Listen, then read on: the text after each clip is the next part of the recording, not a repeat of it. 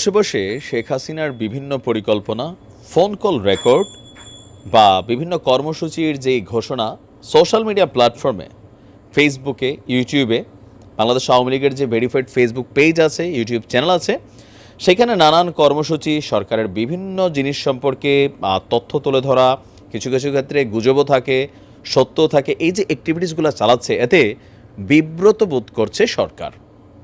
আর যার কারণে পররাষ্ট্র মন্ত্রণালয় থেকে একটা বক্তব্য এসেছে যে ভারত সরকারকে শেখ হাসিনার এই রকম অ্যাক্টিভিটিজের জন্য বাংলাদেশ সরকার একটা রিকোয়েস্ট করেছে। কোনটা? যে আপনারা শেখ হাসিনার ফোন ব্যবহারটা একটু বন্ধ করেন। কেন?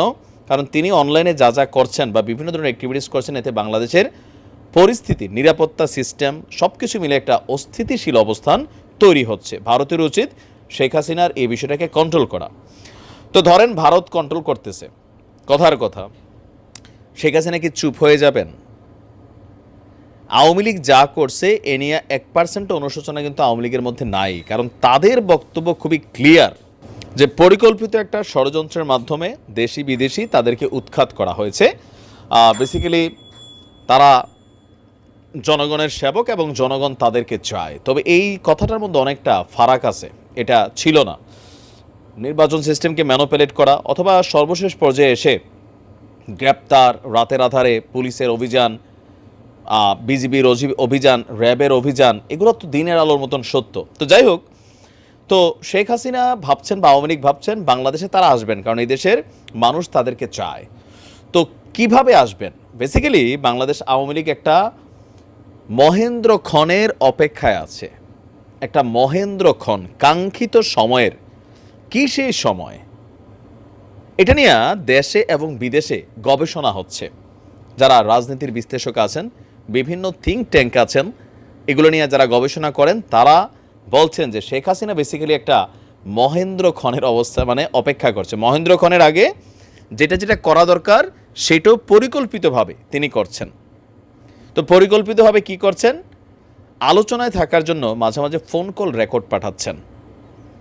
একদম গ্রামের প্রত্যন্ত অঞ্চলের একজন চেয়ারম্যান, একজন ছাত্রলীগের নেতা, বাস্তব অবস্থায় শেখ হাসিনার সাথে একজন মন্ত্রীও ফোনে কথা বলার সুযোগ পায় না বা এমপিরা পায় নাই, সেখানে আজকে তিনি নিজে ফোন দিচ্ছেন, যে ফোন আলাপগুলো ভাইরাল হচ্ছে।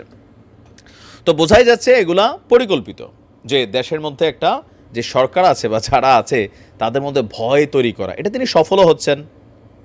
সবাই মানে এমনিতে সারাদিন দেখবেন যে প্রত্যেকটা টিম এ বি এর বকে, বি সি এর গায়লাগালি করে, অথবা তাদের মধ্যে মনক্ষুণ্ণতা হচ্ছে, নানান অ্যাক্টিভিটিস হচ্ছে। কিন্তু যখনই শুনে যে শেখ হাসিনা আসবে, আওয়ামী লীগ প্রোগ্রাম করবে, তখনই সবাই কিন্তু চুম্বকের মতন চুম্বক গতিতে একত্রিত হয়ে যায়। কেন?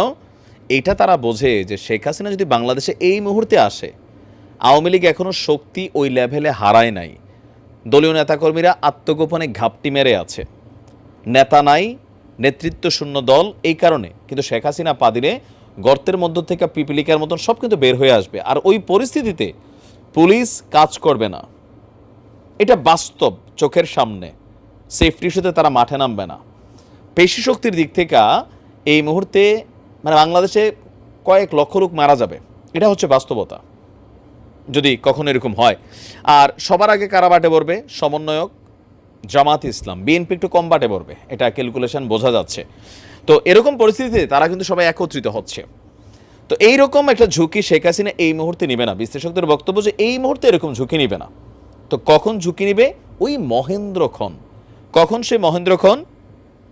বিভিন্ন কারণে, বিভিন্ন ইস্যুতে ডক্টর মোহাম্মদ ইউনূসের এই সরকার, অন্তর্বর্তী সরকারটা যখন দুর্বল হয়ে যাবে, অন্তর্বর্তী সরকার যখন ব্যর্থ হয়ে যাবে, এই সময়টার জন্য আওয়ামী লীগ ঘাপটি মেরে বসে আছে। এখন অন্তর্বর্তী সরকার ব্যর্থ হওয়ার মধ্যে অনেকগুলো সিমটম আছে। অনেকে ভাবতে পারেন যে তখন কিভাবে আওয়ামী লীগ ফাংশন করবে। আবার আসেন কিভাবে ফাংশন করবে।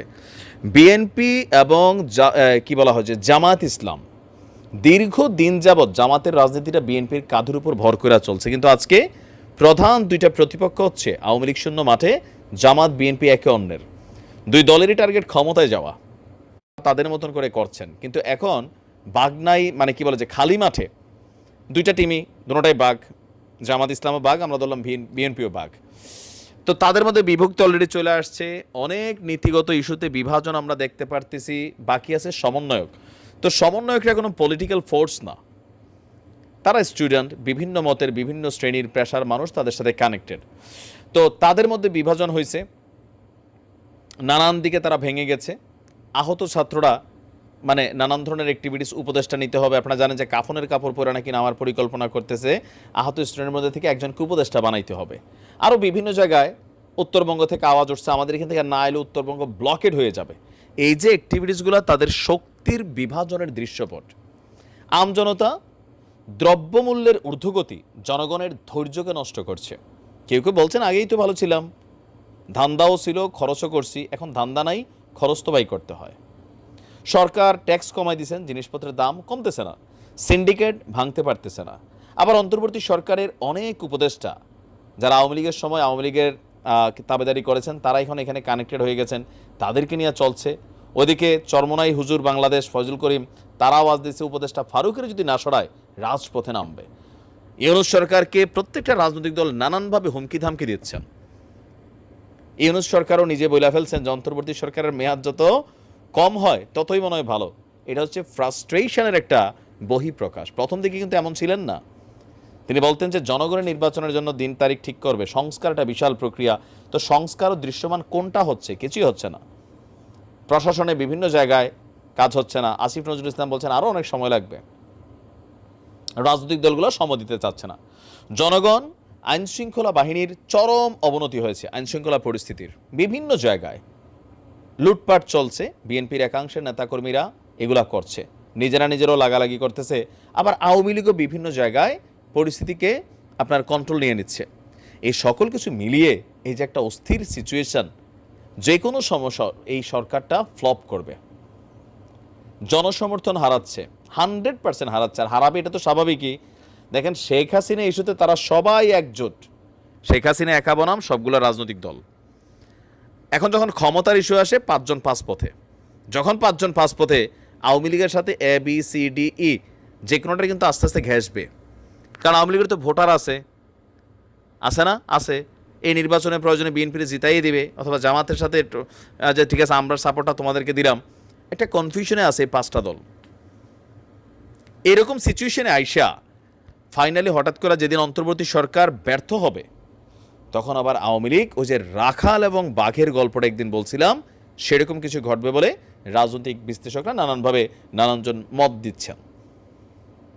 হুট করে তখন শেখ হাসিনা দেশে আসতেও পারে, আইসা দিনে জেলেও যাবেন। কিন্তু শেখ হাসিনা দেশে আসা, জেলে যাওয়া এই সরকারের জন্য এই পরিস্থিতিতে এটাকে কন্ট্রোল করা খুবই হার্ড সিচুয়েশন। যারা বলছেন রাজপথে জীবন দেব, যে জীবন কে কতবার দিবেন, যখন আওয়ামী লীগ ফেস করবে, এখন তারা কিন্তু ক্ষমতায় নাই, সরকার নেই। সরকার থাকলে জবাব দিতে আছে, বিরোধী দলতে তার জবাব দিতে নাই, তখন এই দেশে অনেক মানুষ মারা যাবে, এরকম একটা পরিস্থিতি তৈরি হয়ে যাবে। আর এটা ক্ষমতার জন্য আওয়ামী লীগ করবে, এটা হচ্ছে বাস্তবতা। এখন এর ভিন্ন রকমও ঘটতে পারে। পজিটিভ দিক এমনও হতে পারে যে ডক্টর মোহাম্মদ ইউনূসের সরকার ফাংশন করেছেন, খুব দ্রুতই তিনি পরিস্থিতি কন্ট্রোলে নিয়েছেন, আইনশৃঙ্খলা বাহিনীর উন্নতি হচ্ছে, দ্রব্যমূল্যের দাম কমে যাচ্ছে, সমন্বয়করা একত্রিত হয়ে গেছেন, বিভাজন নাই। এগুলা যদি হয় তাহলে আওয়ামী লীগের ওই অপেক্ষাটা শেষ হবে না, এর আগে নির্বাচন হয়ে যাবে। আর যদি এটা না হয় তাহলে অনেক কিছুই ঘটতে পারে সামহাউ। ভালো থাকুন, আসসালামু আলাইকুম।